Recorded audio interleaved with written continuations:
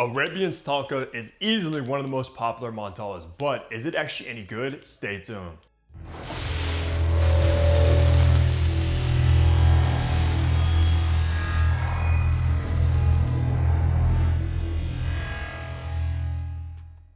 Hey, what's good guys? Hunter here and welcome back to Fragrance Hunter. Today we are reviewing what happens to be one of the most popular fragrances from Montale easily, and that is of course Arabians Tonka, which has a huge following.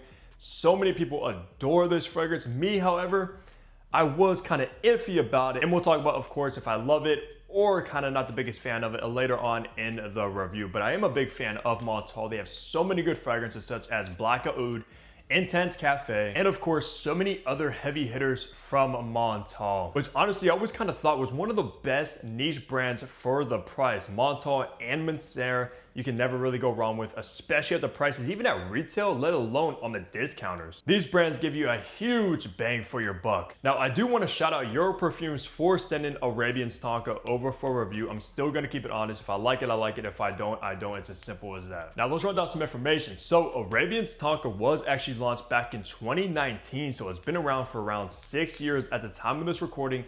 And it seems like just as of lately, maybe the last year or two, it's starting to get a ton of traction, so much hype, so much love, even though it's been around for over 5 years now. And that's the beauty about fragrances, guys. Fragrances really never go out of style, never go out of date. So something that came out maybe 10 years ago can start getting a ton of love like 10 years later. Because at the end of the day, all these fragrances are literally works of art in and of themselves. For the retail price, only size this comes in, which is the 100 ml, is gonna run you $190. I believe Montale just raised the prices $10 because they used to be $180. But you already know, I'll leave a tag on this video, the best price you'll be able to find Arabians Tonka for, and trust me, you can get it for a lot less than that. The concentration is going to be an eau de parfum, so you probably get around 20% oils in here. And for the perfumer, that is actually unknown. However, it probably is Pierre Montale, who I believe is the owner of Montale and usually the perfumer for most of the line. So with the information out of the way, let's go look at the packaging and presentation you get with Arabians Tonka now.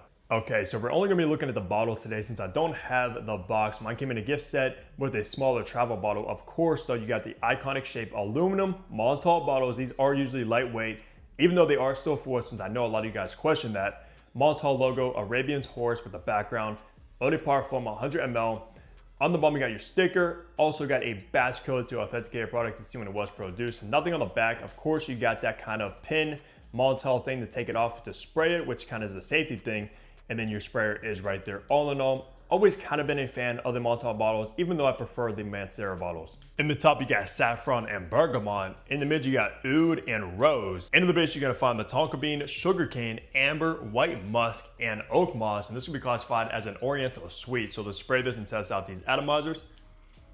Honestly, kind of disappointed with the Montale atomizers, guys. They've never been the best, but hey, that's not the biggest deal, right? So let's go ahead and remind myself of the popular Arabians Tonka, and of course, I'll let you do the first sniff. I'll be honest, at first, I never really understood the hype behind this fragrance. When I first got it in, first started testing, I was like, wow, why does this fragrance get so much talk, so much hype, and so much glaze? Because in the opening, you're primarily just going to get this very spicy saffron note, which saffron is one of the most expensive spices in the world, if not the most expensive spice. It also does come across very leathery in the opening of Arabians Tonka, which most of the time saffron can come across like.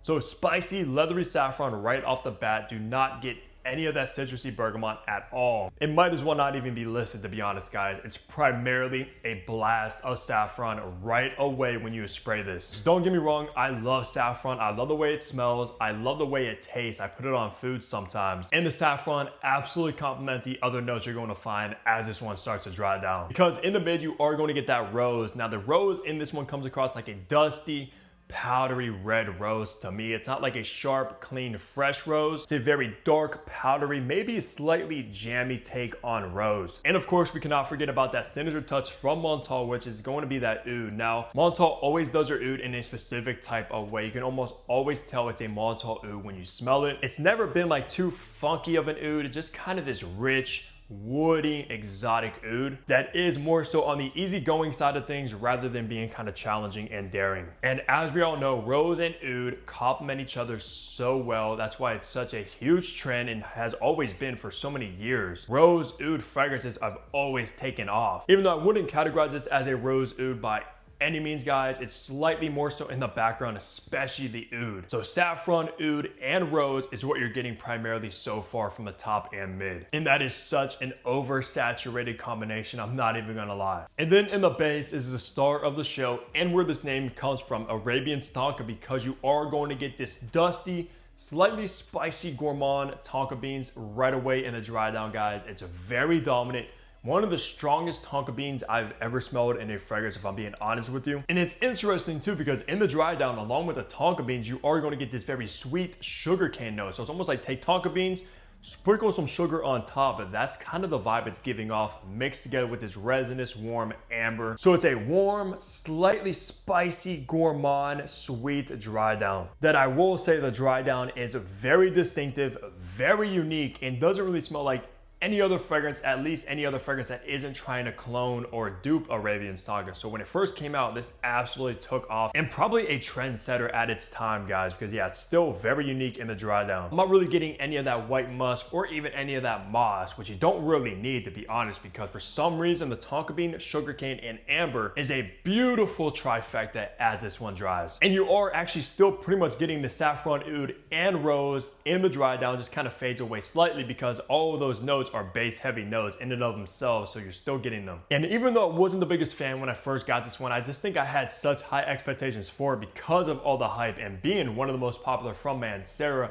I have kind of came around to it, kind of loved it a little bit more as I get to know it, as I wear it more. So this was absolutely not a love at first sniff. I'm telling you that right now. You kind of have to warm up to it. But still a beautiful creation from Montale. For the best seasons to rock Arabians Tonka, this is primarily going to be a fall and winter banger, guys. Not so much the spring and summer. It's a little bit too base heavy, like I said, a little bit too potent, dark, and also very mysterious. So fall and winter, Arabians Tonka is going to shine so much, which is perfect because we're going into the fall time now, and I'll be wearing this one a lot more. For occasion, this one also gives off slightly more formal vibes rather than casual vibes, and it probably has to do with the oud, rose, with the saffron as well, which has always given off formal vibes to me personally. Nothing casual about the smell about this at all, even though you can still dress it down just like any fragrance. But at the end of the day, I think this one's going to shine the best if you want to make a statement, you want to stand out, and you're wearing something a little bit more dressy, a little bit more classy. This is going to be a great companion for that situation. Also does give off romantic vibes. So if you're going on a date night, taking somebody out somewhere fancy, I think this is absolutely going to do the trick and make whoever you're going out with fall in love with you and the way you smell. Because rose ouds have always been an absolute winner for me on dates. At least if they're not too funky, because a lot of times they can be. And in here, that's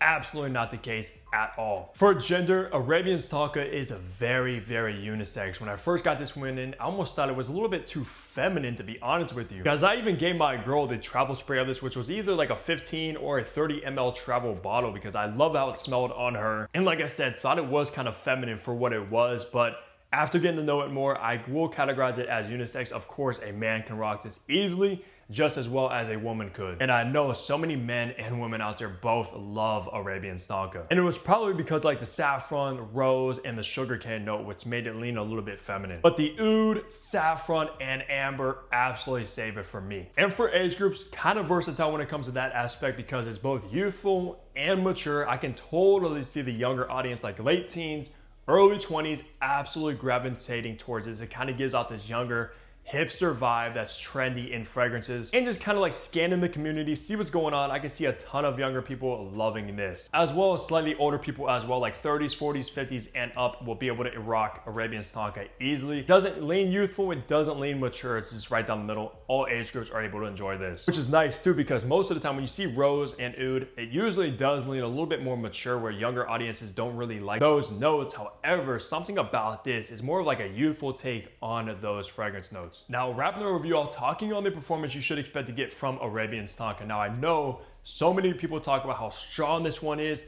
It's loud, it's a beast. And from my testing on skin, at least, I did get around 10 hours of longevity, which is very, very good for an EDP like it is. And Montales have always been strong. That's kind of what they're known for, guys. Almost every single one I own is usually above average. And the strongest Montale I currently own is probably Intense Black Oud, which is in a straight version of the original, and that stuff lasts all day into the next day. But Arabians Tonka, I expect to get around 10 hours, which is solid. And Thank goodness though, this one does give loud projection, which means it pushes off the skin far beyond arm's length of distance. It pretty much fills up an entire room. Everybody's going to smell you. If they're within like eyesight range, they're going to smell Arabians Tonka on you guys. You're going to get attention. You're going to get compliments. You're going to get asked what you're wearing. So be ready to speak to people if you're rocking this one, because you're almost going to have to, unless you come across arrogant and kind of walk away when somebody's trying to get your attention. So 10 hours of longevity and very loud projection, and the sillage that you get with Arabians Tonka